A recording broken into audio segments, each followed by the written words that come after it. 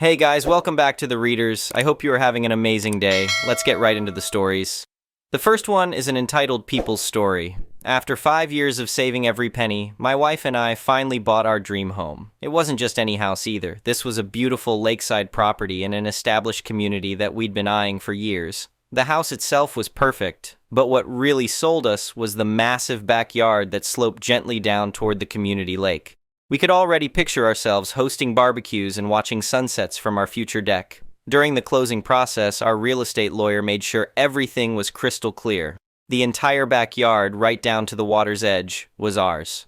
The property survey showed our land extended all the way to the lake, and there were no easements or restrictions on our deed. We owned it all, free and clear.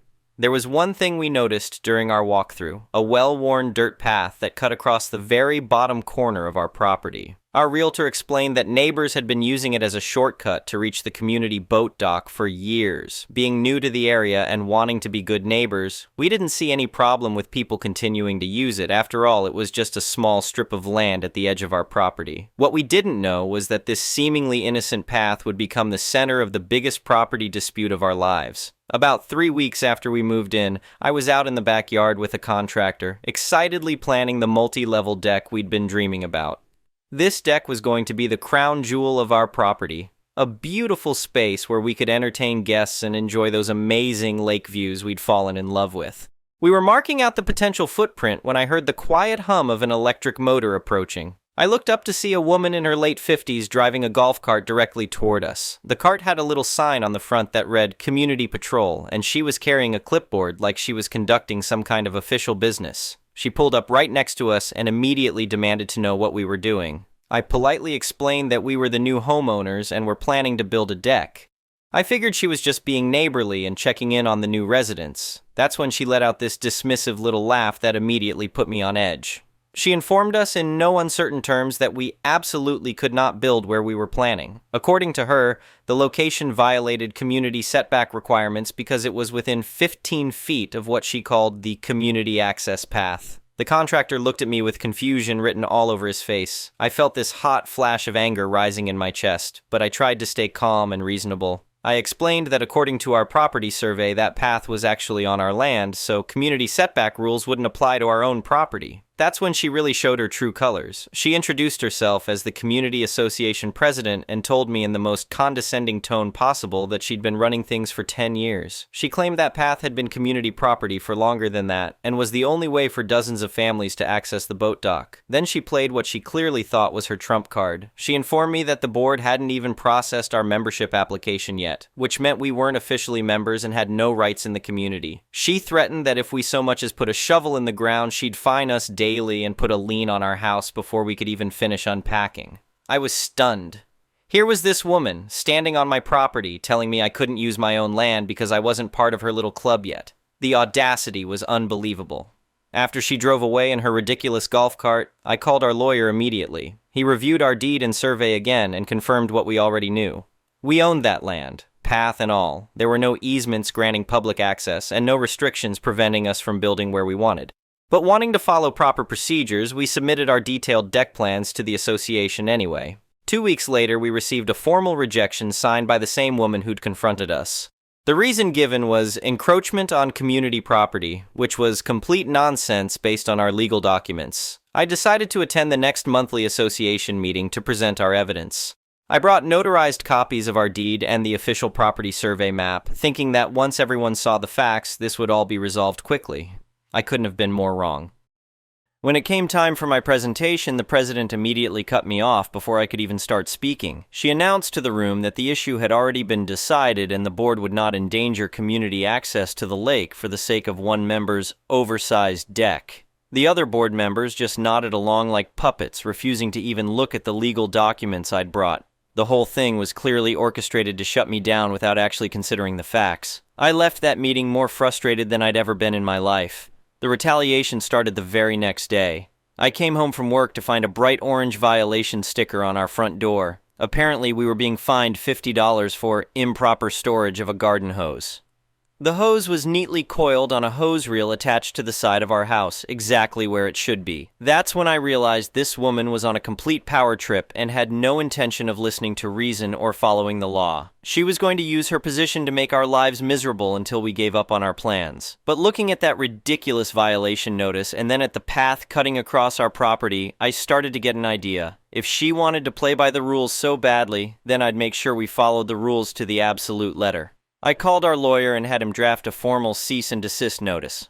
The letter was very clear. The association and all community members were to immediately stop trespassing on our private property, specifically the path area. We sent it via certified mail to every member of the board, along with highlighted copies of our deed and survey map that made our ownership absolutely undeniable. While they were processing that bombshell, I ordered 10 large, professionally printed signs that read, "Private property, no trespassing. Violators will be prosecuted." I installed these signs at regular intervals along both sides of the path, making sure everyone would know exactly whose land they were walking on. But that was just the beginning of my plan. I called a fencing company and got quotes for installing a fence along our property line. Not just any fence either. I wanted something tall, beautiful, and most importantly, completely compliant with all association guidelines. After reviewing the community rules, I found that wrought iron fencing was not only allowed but actually preferred for its elegant appearance. The fence would run along our property line exactly where the survey indicated, which meant it would cut off access to the path from both ends. I also had them install a locked gate right in the middle, just in case we ever wanted to allow access again in the future. The whole project took about a week to complete. I made sure to be home the morning after the fence installation was finished, sitting on our front porch with my coffee, waiting to see the community's reaction. It was better than I could have imagined.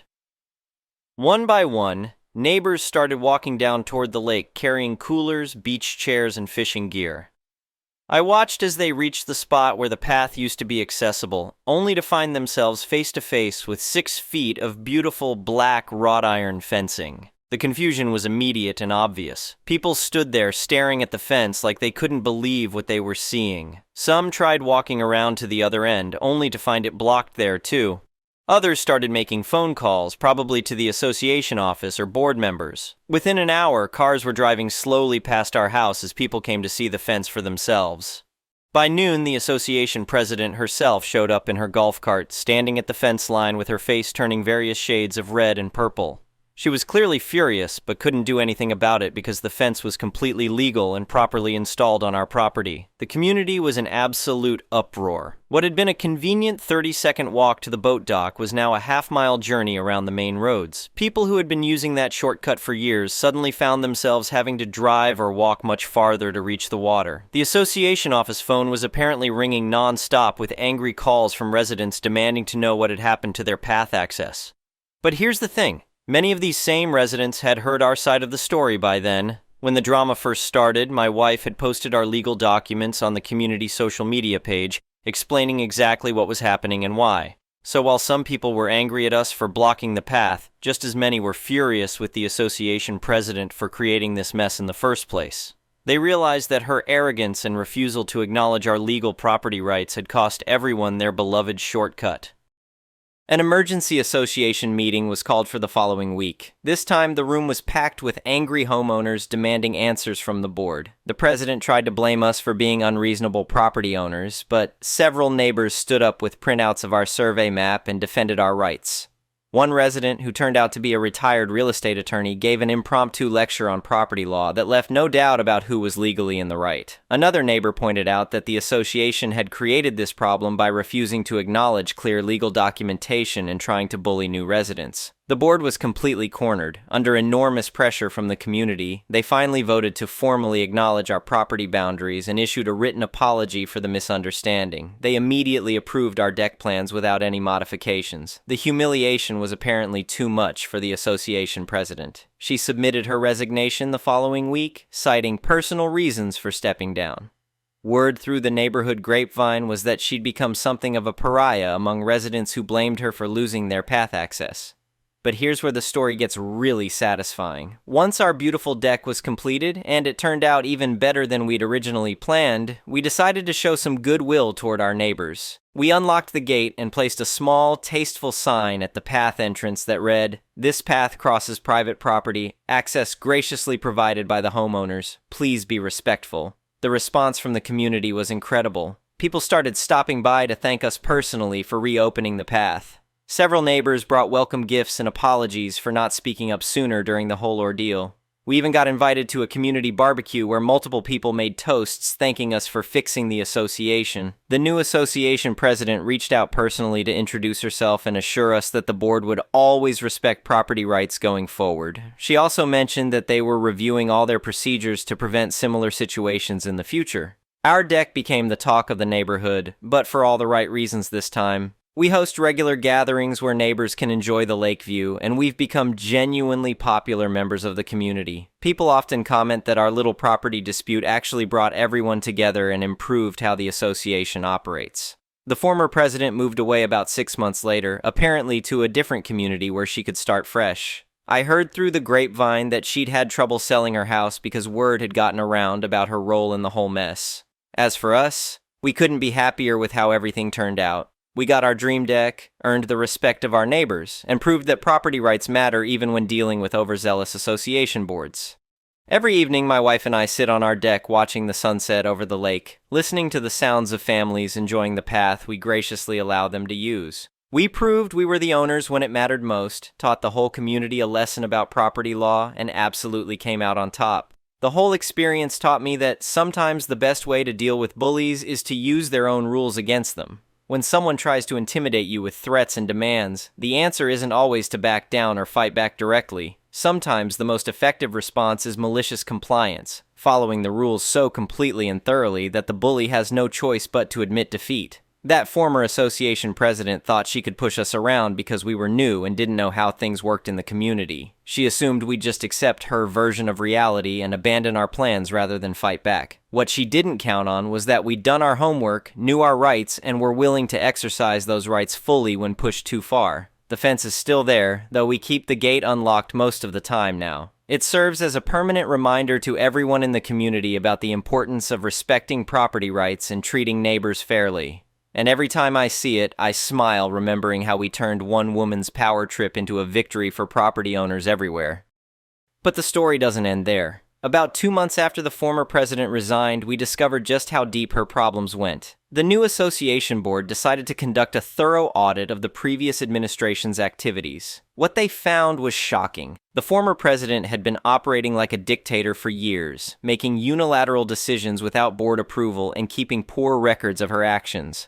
They found dozens of violation notices that had been issued without proper documentation or board votes. Several homeowners came forward with stories of harassment and intimidation similar to what we'd experienced. One elderly couple had been threatened with liens over a garden gnome that allegedly violated community standards. Another family had been fined repeatedly for having children's toys visible in their yard. Most disturbing of all, the audit revealed that she'd been selectively enforcing rules based on personal vendettas. Families she liked could apparently do whatever they wanted, while those who questioned her authority faced constant scrutiny and harassment. She'd created a climate of fear where people were afraid to speak up about her behavior. The new board immediately invalidated dozens of questionable violations and refunded thousands of dollars in improperly assessed fines.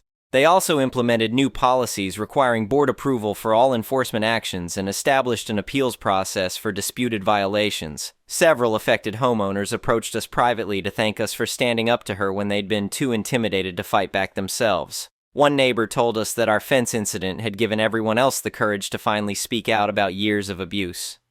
The ripple effects continued for months. 3 other board members who'd been rubber stamping her decisions also resigned in embarrassment. The entire association underwent a complete restructuring with new leadership committed to fair and transparent governance. We also learned some interesting details about why she'd been so determined to control that path across our property. Apparently, she'd been telling people for years that she'd personally negotiated the community's access rights with previous property owners. Admitting that no such agreement existed would have exposed her as either incompetent or dishonest. Rather than acknowledge the truth about our property rights, she doubled down on her false claims and tried to bully us into submission. Her ego simply couldn't handle being proven wrong, especially by newcomers to the community. The legal fallout was significant too. Our lawyer informed us that several other property owners in the community had been dealing with similar boundary disputes and improper enforcement actions. Armed with the precedent from our case, they began pushing back against questionable association claims. One family discovered that the association had been claiming ownership of a strip of their front yard for landscaping purposes, despite having no legal basis for the claim. Another homeowner found out that mandatory community garden fees they'd been paying for years were actually funding improvements to the former president's personal property. The state attorney general's office even got involved after receiving multiple complaints about the association's practices. They launched an investigation into potential fraud and abuse of fiduciary duties. While I don't know all the details, we heard through neighborhood gossip that the former president had to hire her own attorney to deal with the inquiry. Our property value increased significantly after all the drama settled down. Having established clear, legally documented boundaries actually made our property more attractive to future buyers. The real estate agent who'd helped us purchase the house stopped by months later and mentioned that properties with well-defined boundaries and no association disputes were commanding premium prices. The deck project itself became something of a neighborhood showcase. We ended up hiring the same contractor to build a matching pergola and outdoor kitchen area the following spring. Other homeowners started requesting his information after seeing the quality of work on our property. But perhaps the most satisfying development was watching the community transform under new leadership. The new association president turned out to be a retired project manager who brought actual organizational skills to the role. She established regular communication with homeowners, created transparent budgeting processes, and focused on genuine community improvements rather than petty rule enforcement. They used some of the money that had been tied up in legal disputes to fund real improvements like playground equipment, landscaping around common areas, and maintenance of the boat dock that everyone actually used.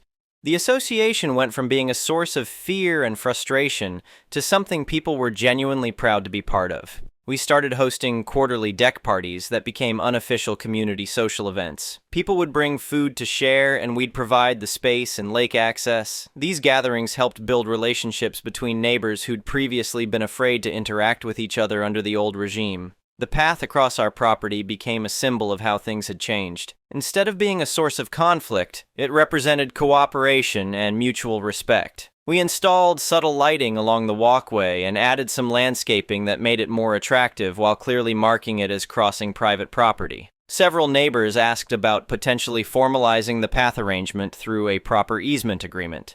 We considered it, but ultimately decided that the current informal arrangement worked better for everyone. It allowed us to maintain control while still being generous neighbors. The former president's house sat on the market for almost a year before finally selling at a significant loss. Potential buyers kept hearing stories about the previous association problems during their due diligence research. The new owners who eventually bought it turned out to be a lovely young couple who were thrilled to be joining such a reformed and welcoming community. We learned that she'd moved to a condo in a different state, apparently choosing to avoid any communities with homeowners associations altogether. I can't say I blame her for that decision, though I suspect her problems stemmed more from her attitude than from association governance in general. The whole experience taught us valuable lessons about standing up for our rights while still being good neighbors. We could have been vindictive and kept the path closed permanently, but choosing to reopen it once we'd made our point earned us far more goodwill than ongoing conflict would have. We also learned the importance of documentation in any property dispute. Having our survey, deed, and other legal documents readily available made all the difference when things escalated.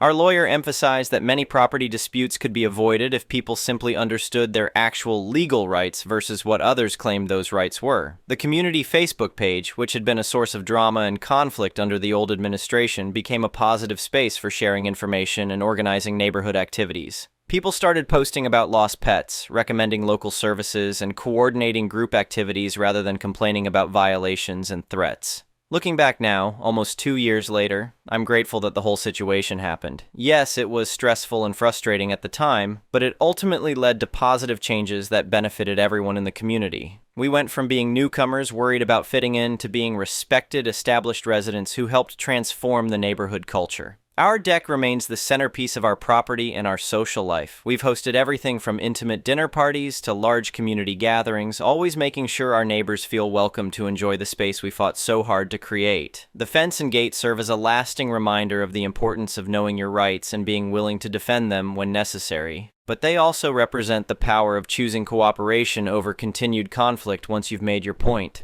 Every morning when I have my coffee on the deck and watch neighbors walking peacefully down our path to the lake, I'm reminded that sometimes the biggest victories come not from destroying your opponents, but from forcing them to acknowledge reality and creating space for everyone to coexist respectfully.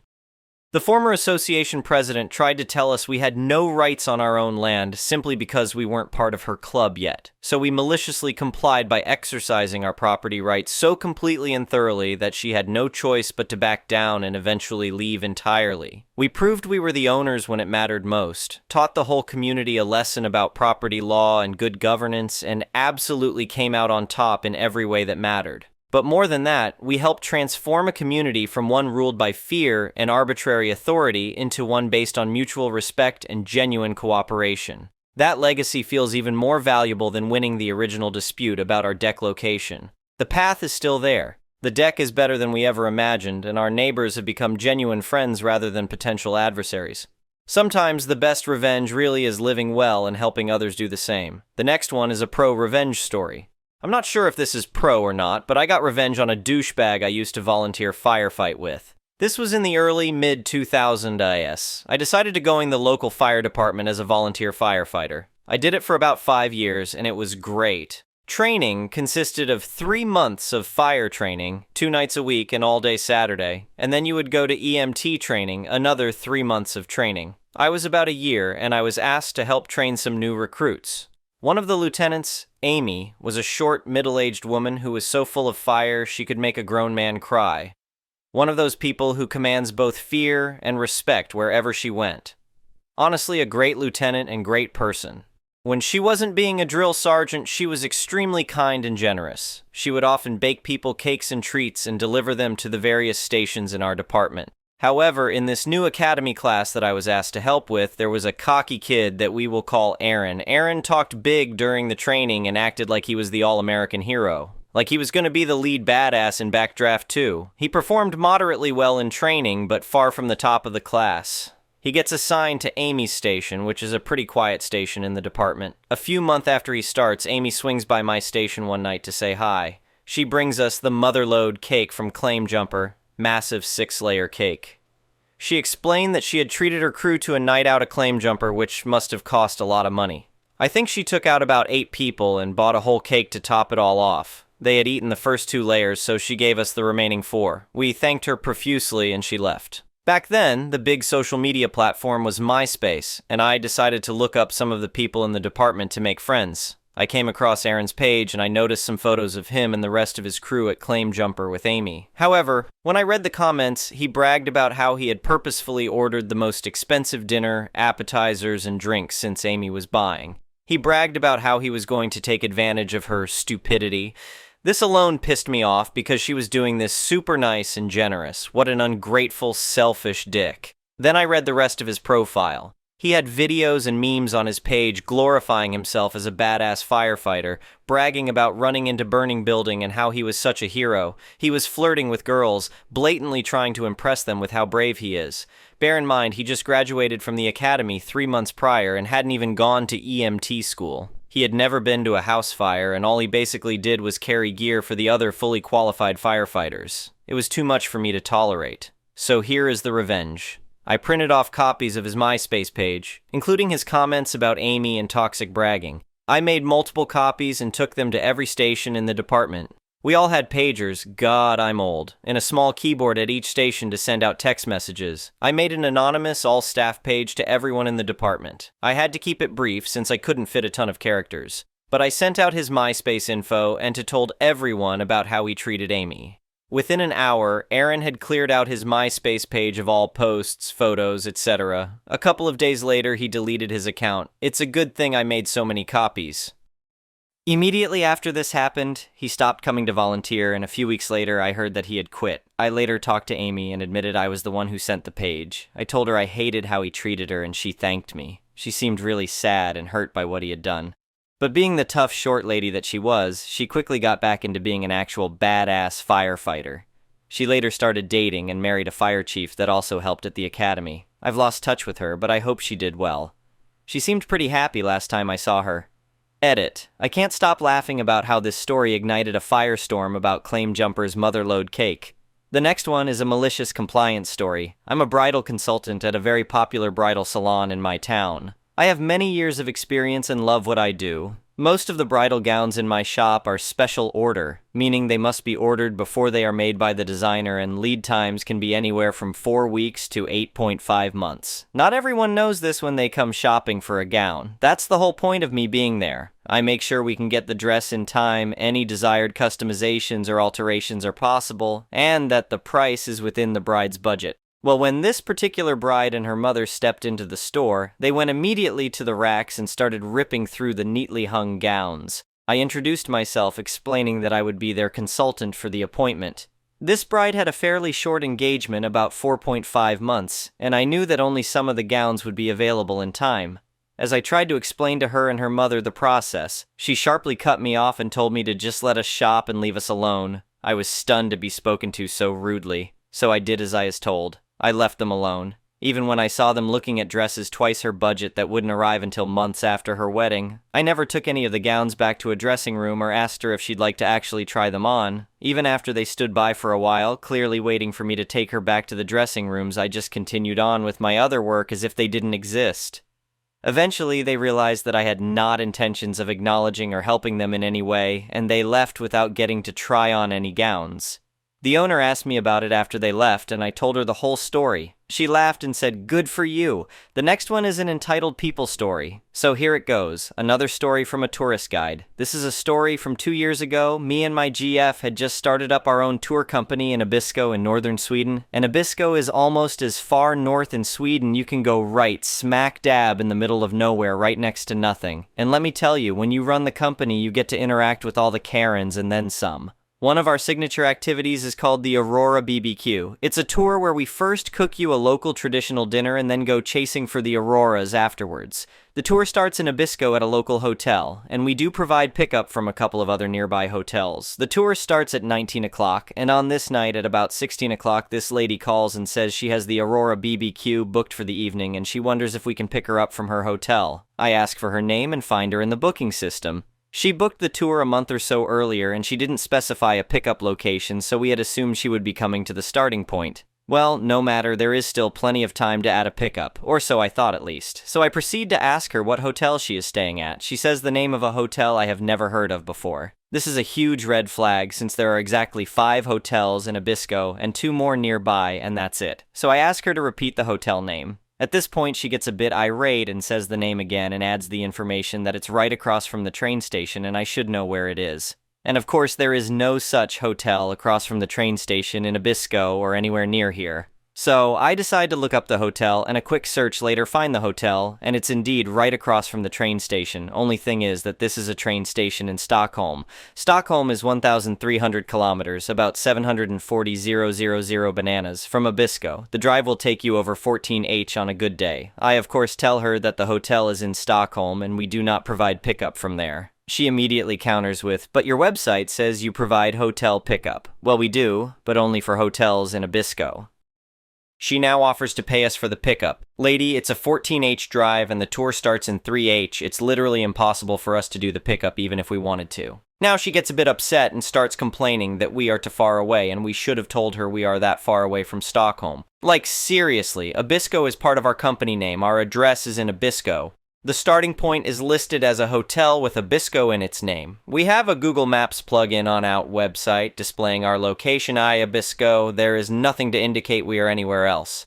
Now she is getting quite puffy and proceeds to demand we refund her tour since we can't provide the pickup. Thing is, we only offer free cancellations 7 days before the start of the tour, and no refunds less than 24H before the start of the tour. And at this point, we have already started prepping her food for the tour, so of course we are not going to refund her tour at this point. She was not happy at all to hear this, and demands to talk to my supervisor. Well, me and my GF phone and run this company, so I don't have a supervisor. She then proceeds to tell me we have terrible customer service. She is happy she won't have to go on a tour with us. A hangs up. Predictably, she did not show up for the tour. We did get an angry email demanding a refund and threatening us with legal action if we didn't refund her tour. We told her to buzz of, and we have not heard anything since. I am mostly curious about how she found us because I checked and the reservation came from our own website. Do people not at all check where things are when booking stuff, or do they just assume it will work out somehow? And if she had at least contacted us the day before, we could at least have provided a partial refund, but at the point when the meat has been defrosted, that train has left. Anyway, thank you for watching.